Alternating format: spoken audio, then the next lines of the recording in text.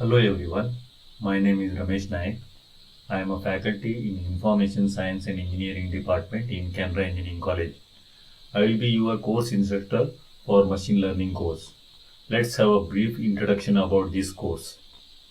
The course is for 7th semester Information Science and Engineering students.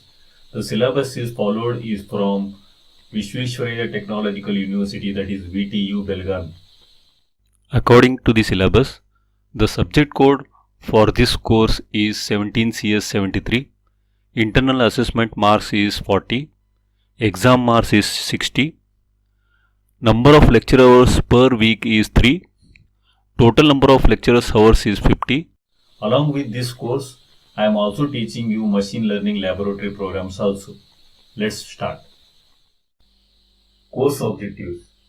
This course will enable the students to define machine learning and problems relevant to machine learning, differentiate supervised, unsupervised, and reinforcement learning, apply the neural networks, Bayes classifier, and K nearest neighbor for problems appear in machine learning, perform statistical analysis of machine learning techniques. Course outcomes. At the end of the course, students are expected to know the concept of machine learning, its issues and candidate elimination algorithm, explain the theory of decision tree algorithm, hypothesis space, and ID3 algorithm, investigate the concept of artificial neural networks, backpropagation algorithm, hypothesis space, search, and hidden layer presentation. Understand Bayes theorem, concept learning, naive Bayes classifier, and EM algorithm. Evaluate the sampling theory, instance-based learning, K nearest neighbor algorithm, weighted nearest neighbor, reinforcement learning, and Q learning. Introduction. Computers can be made to learn. If we could understand how to program them to learn to improve automatically with experience, the impact may be very dramatic. Imagine computers learning from medical records which treatments are most effective for new diseases. Imagine, suppose that houses learning from the experience to optimize energy cost based on the particular usage patterns of their occupants. Personal software assistants learning the evolving interest of their users in order to highlight the relevant stories from the online morning newspapers. Examples of successful applications of machine learning. Learning to recognize spoken words. Suppose that machine can learn what we say to them. Directly, they can fetch the word, they can understand. Learning to drive an autonomous vehicle. Suppose how beautiful it could be. Vehicles drive us to our destination or drive the vehicle on their own.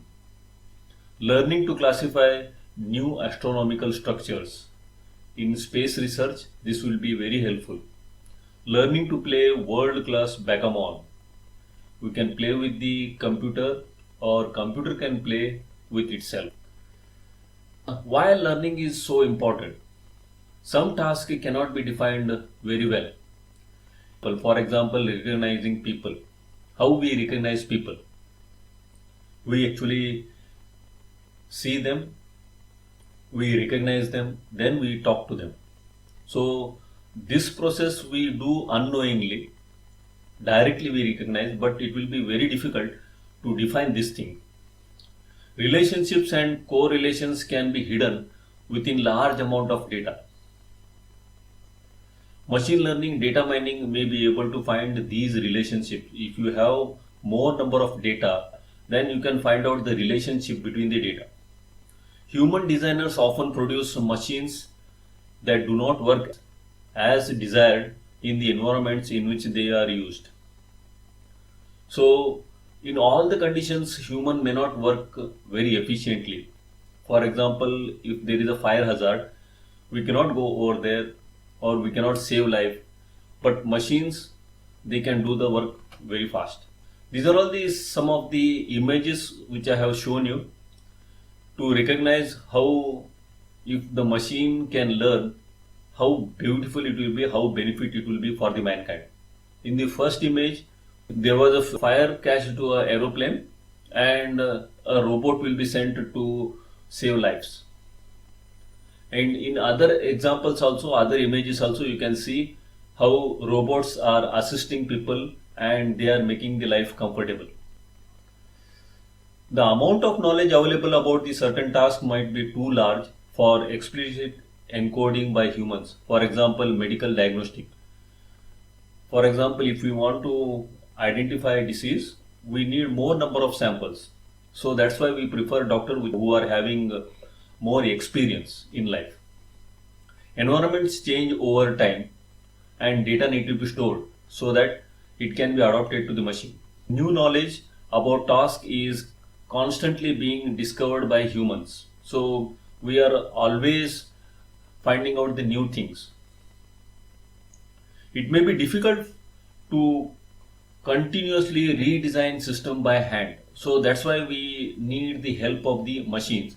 If at all machine can do our work, the life will be very easy. Areas of influence for machine learning. There are 6 areas which has influence on machine learning. They are statistics, brain models, adaptive control theory, psychology, artificial intelligence, evolutionary models. Let us discuss about these areas. First one, statistics. This will show the characterization of errors, that is, how you handle the errors when estimating the accuracy based on limited sample of data.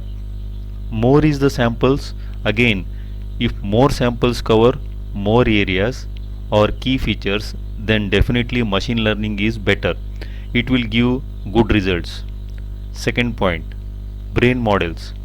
The model which you use to predict the results has greater influence on machine learning. Non-linear elements with weighted inputs, example artificial neural network, have been suggested as simple models. Third one is adaptive control theory. Suppose that there is a controlling process which has unknown parameters and you need to estimate it during the operation. How you deal with it? So your adaptive control theory also has influence on machine learning. Fourth point is psychology. Over a broad range of learning problems, usually people response time will improve. This is known as power law of practice. Hence, if the machine learning happens over a broad range of problems, definitely the results are better. Artificial intelligence. How to write algorithms for machine learning so that machine can also be able to acquire knowledge as humans are able to acquire. This factor also influence the better machine learning. Better is the algorithms written, best will be the machine learning results. Sixth points for influence of machine learning is evolutionary models. Biological evolutions happen over a period of time. In order the machine to learn it, how to model the aspects of biological evolution, this factor also influence the machine learning. Machine learning definition. Before defining machine learning definition, let us see how human being learn. Learning in human being happens with experience, and this learning is measured with respect to performance. If the performance is improving with experience, then we say that that person's learning ability is good. In the similar fashion, we can measure the machines, that is, programs' ability to learn. There are 3 factors in any learning. You need to have a task, say capital T. You need some sort of experience, say capital E. You need to measure the performance, say capital P. So we can define machine learning like this. A computer program is said to learn from experience E with respect to some class of task T and performance measure P. If its performance at the task in T as measured by P improves with experience E. Why to learn? Learning is used when human expertise does not exist. For example, navigating on Mars. We know that we can send robots to Mars, and we expect that in any condition, robot need to take its own decision and execute. Human expertise may not exist over there. That is what we say it as learning. Humans are unable to explain their expertise. Example, speech recognition. Speech recognition, we cannot able to explain. We cannot put it in words.